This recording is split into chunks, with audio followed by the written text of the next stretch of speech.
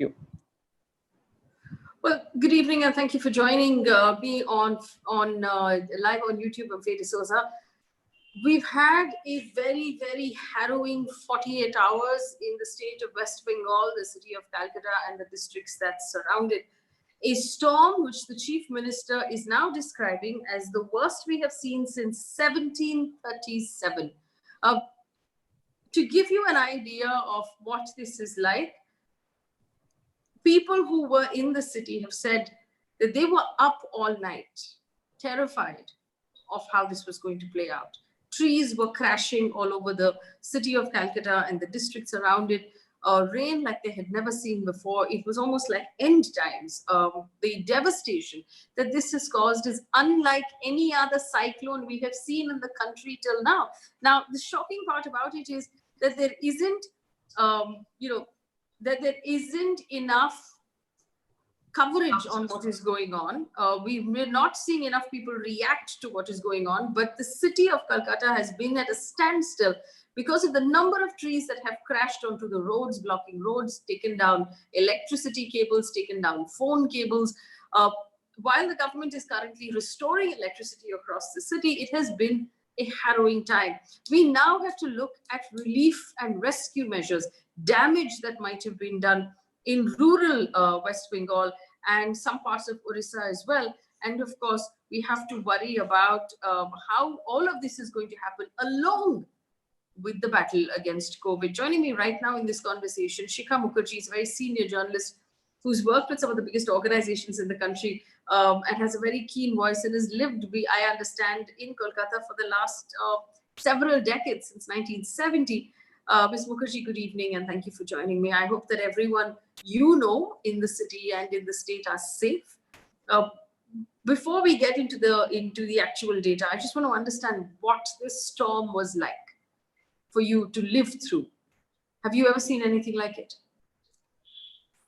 The intensity of it, no, but similar storms, yes. This was a storm which hit Calcutta at a terrifying speed of about 115 kilometers an hour. And it went on because it hit, and then there was the eye, and then there was the tail. So it came in three parts. And the terrifying thing about it, I think, was, earlier storms, you had the crashing of thunder, lightning, etc. This was a silent storm.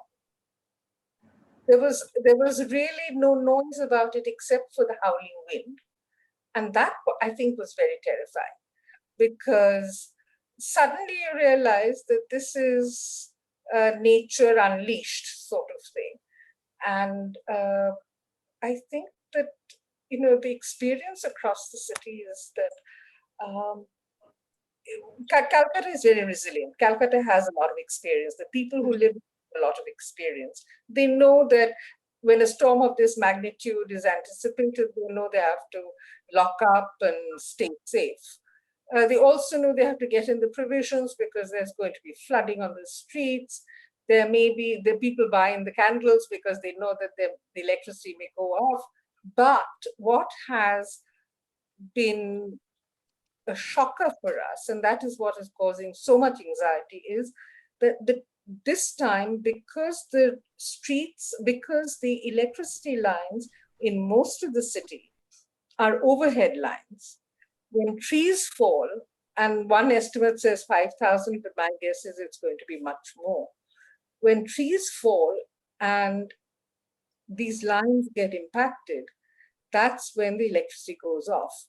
And I think the fact that the electricity is taking so much time to restore electricity is what is upsetting people, because no electricity means no water. No electricity also is a disorienting feeling.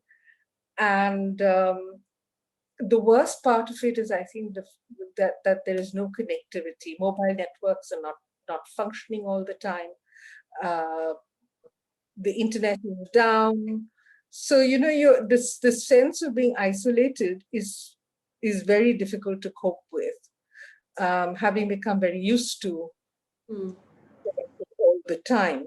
And I can tell you that for myself, I have been out checking on people, older than me, some even 90, just to make sure that they are okay at home. I've had to physically go because I couldn't get them on the phones. Yeah.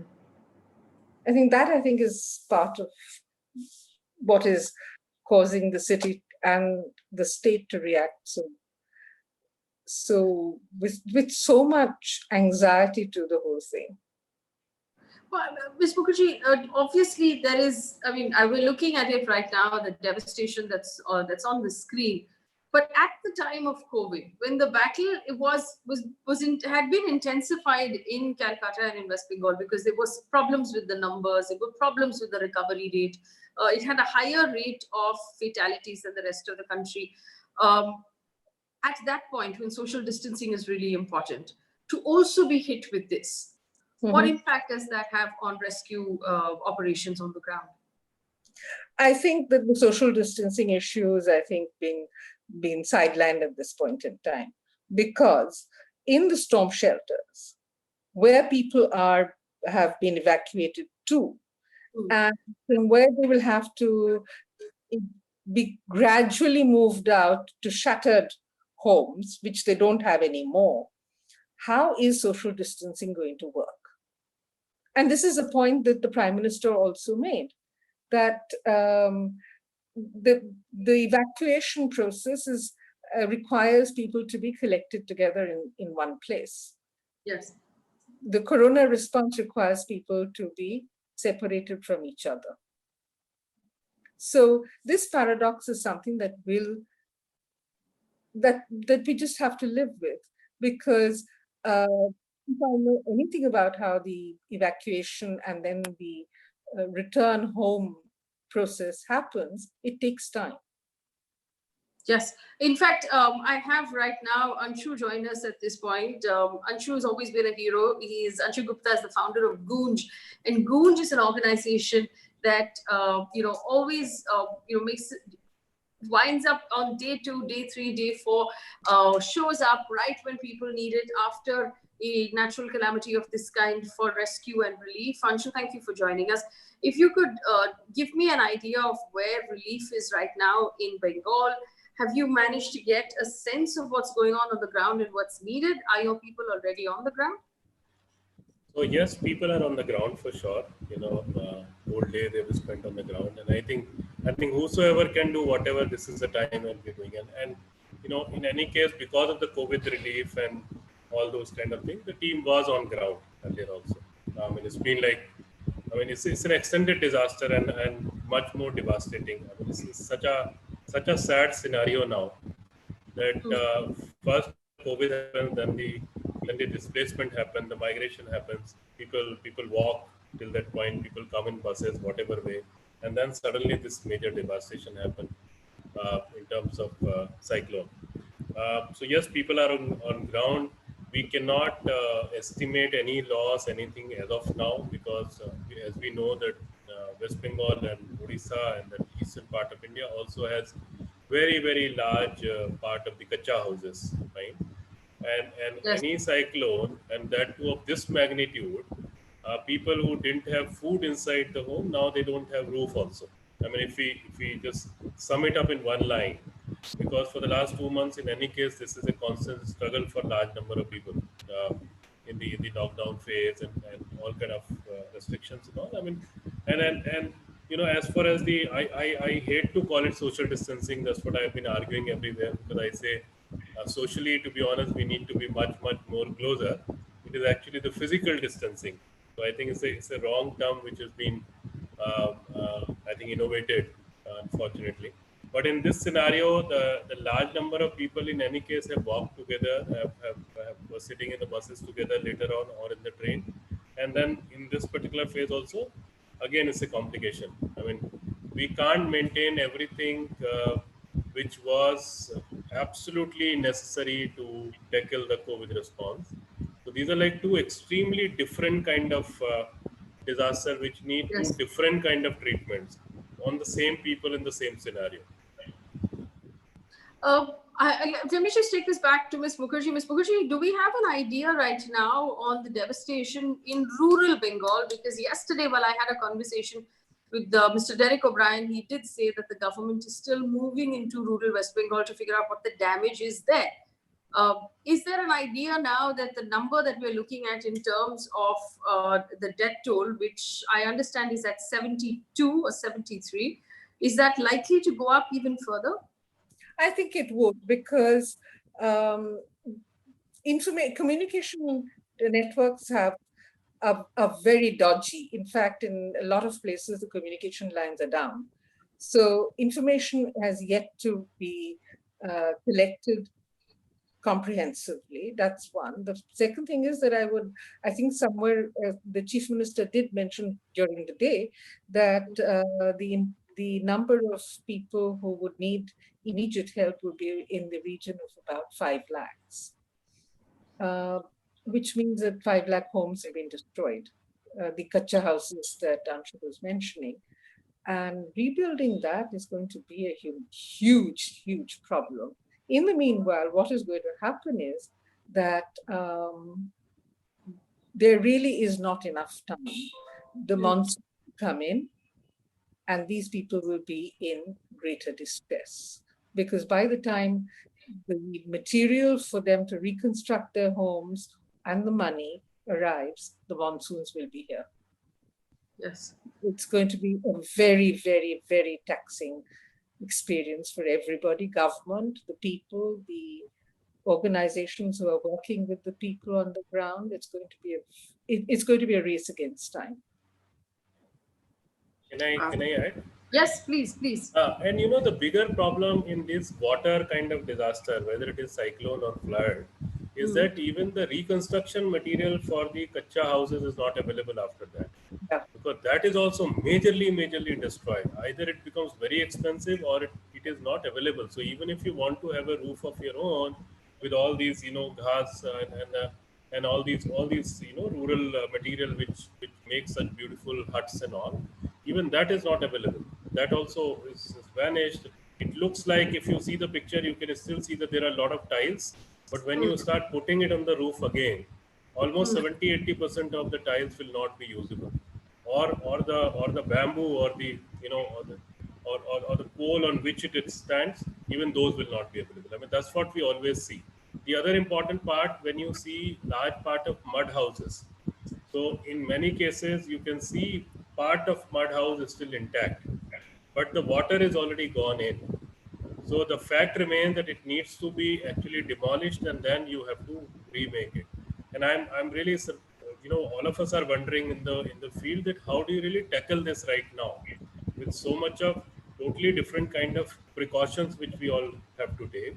Markets were closed, the production is closed. So if even I'm saying that even if you want to provide a basic set of, say, utensils to 5 lakh families, that itself is a complicated one, because in the last 2 months, except the essential items, the other productions have actually stopped.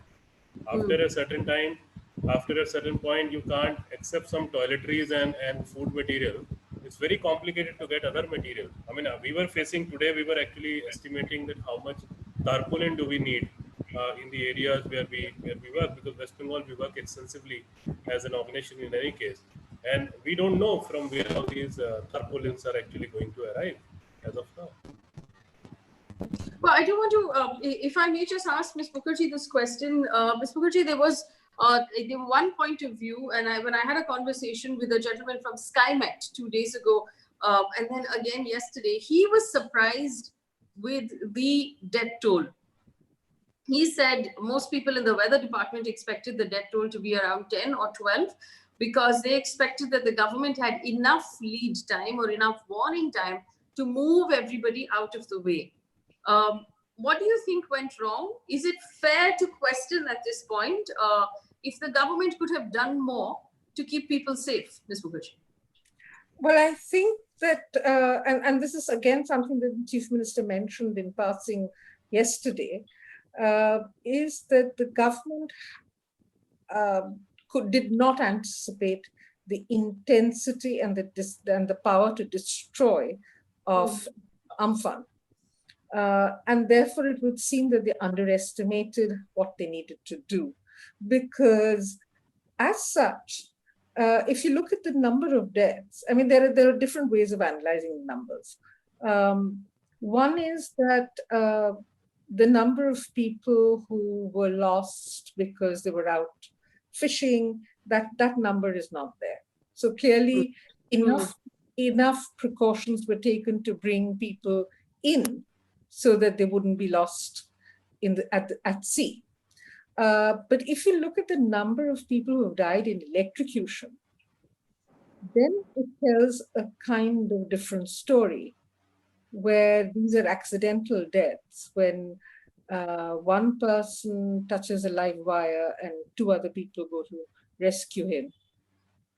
And that is a problem that is, I mean, there were several such cases that I saw in the local papers and in conversations that people were having.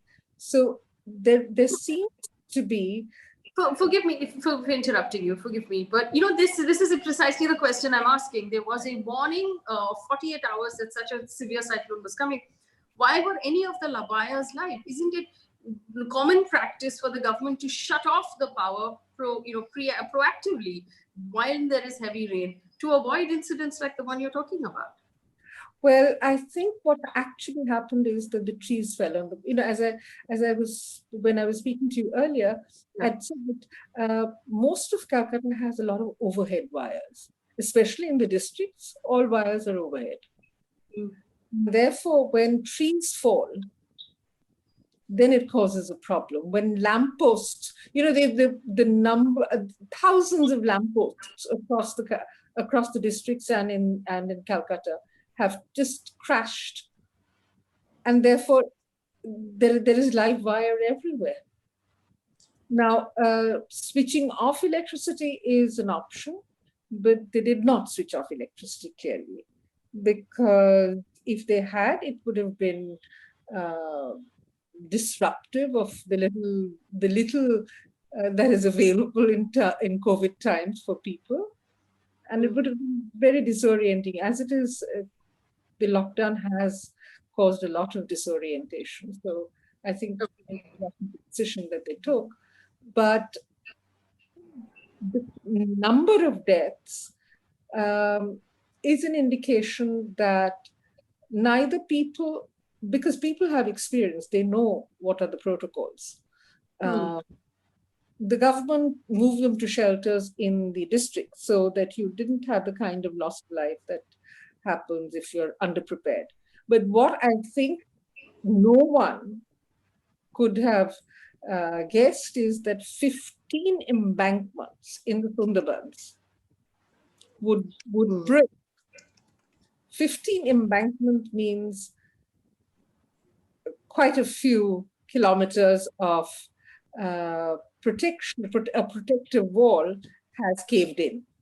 Yeah. Which means that intensive flooding, a rush of water, and people's lives being jeopardized.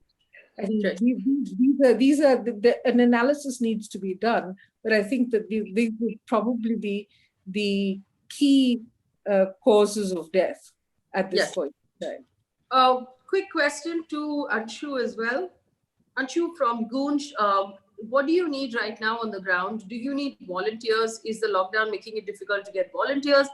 Do you need people to donate funds or to donate material? And if they want to donate material or funds, how should they do it? So very simple, for sure, because this is just an extension of the disaster, much bigger disaster, as I said. And also, when my team visited the place today, you can see a large number of people coming back in the big buses and all. I don't know what is going to happen in the future, but present, for sure, the hunger is one of the bigger issue. And also, if we can have some temporary shelters for people. Material we have started accepting in our centers, but we all must understand that this is not the same way we have been handling other disasters. You have a lot of restrictions. We need to take more precautions. I mean, We were just, we have come out with the guidelines, and whatever material, especially second hand, if you give us, you have to give us in this particular shape, and it will be actually quarantined that way for a few days. I mean, whatever, because otherwise we are bringing even aloo tomato in our homes and we are washing it. So we all need to be very, very careful about these things. So yes, for sure, right now the money and the material is needed. Material all across the country, we have started opening our centers. In any case, we were in need of it, because for the last 2 months, we are just trying to tackle the hunger part. I mean, you just go buy, give, buy, go buy, give. I mean, that's how it is happening. We have done almost about a million kg of dry ration itself in the last few weeks, pan India. The other important part, I think I need to come back on one particular part. Whenever we talk about these big disasters, and we have spoken earlier also in earlier disaster, I think this also exposes our preparedness and our mindset on these disasters. I mean, when you concretize every single big tree to make a footpath, you do not even leave a feet of space to breathe, for the tree to put water. I mean, how can these trees really survive in any case? It looks very mundane, but there's a history of it. It happens like that. It's not like one single day this kind of disaster happened. Or if you talk about embankment and the kind of embankment we are making all across the country, the amount of to be honest, corruption which happens while making these things. The moment a disaster happens, a large number of embankment in so many states really break. So it's extremely important for us to understand that disaster, especially COVID, has proved. And this is what, if you remember, I've been saying again and again: disaster is not the subject of so-called financially poor people or some particular communities and all that kind of, all these things we keep saying. Disaster has actually now come home. COVID has proved it. So we need to be much more better prepared in handling these things. Benchmarking is very low in terms of living in any case. So even if we give one meal a day to someone, we say people are eating food. So that benchmarking has to go up for sure. And we need to be much better prepared. And I think we need to be more honest when we work on these things. Absolutely. That's very well said. And of course, we keep coming back to the fact that our cities tend to get built against water instead of with water. So in all of our cities, every single one of them, when it rains, traditionally water flows out of the city a certain way. But for the lack of planning, most of our cities are built against water. So we actually stop that water from flowing out, which is what causes widespread flooding. And we've seen every year more and more our cities flood during the rains. And of course, what happened in Calcutta over the last, and the neighboring districts over the last 2 days, the storm was nobody's fault. It was just a storm, but maybe we can do a better job in organizing and planning our cities to be able to manage water better. Just for our audience who are asking right now, in the chat section, you can reach Goonj at goonj.org, which is their website. And there are, of course, links and very clear descriptions of what you can do, how you can donate, and how you can help. Ms. Shikha Mukerjee and Anshu Gupta, thank you so much for joining me here on this conversation and helping us understand what's going on in Bengal. Of course, our prayers are with everyone in Bengal, and anything that we can do to help across the country, please go to the Goonj website and see how you can lend a hand, not just to the people in Bengal, but to also the others who are suffering through this lockdown. Thanks for watching.